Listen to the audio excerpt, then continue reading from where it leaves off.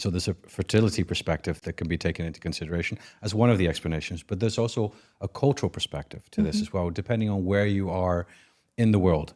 So that's one aspect of looking at it. And what's very interesting is that for women to men, it's almost the opposite, right? Women younger find men who are older more attractive.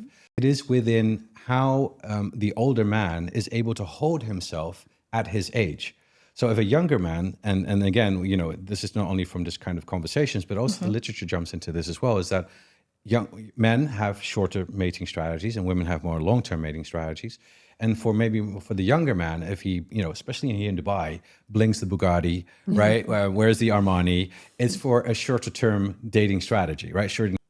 And so when you have the younger man doing that and maybe the more established man doing that, then if you can still hold yourself at an older age, that means your genes must be better. Kind of like the evolutionary psychological understanding behind that is there. So that's just an evolutionary perspective, why that is. But it's true, because if you look into, for example, in the dating app data, you do see that there's a lot of matches that happens. Like when men's age, actually it's from the age of 26.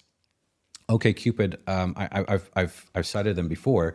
Because they share a lot of data, and OkCupid shows that a man's interest value goes up from the age of 26. So up to 26, not that interesting, but from 26 onwards, it just becomes more and more and more.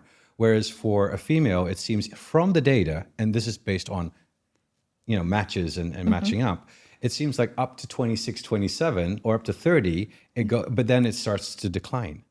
Yeah. Right. So we could go on for this for hours, but there is an evolutionary perspective. But what I really love about dating apps nowadays, it helps us to understand the psychology of dating behavior more than we ever could understand before.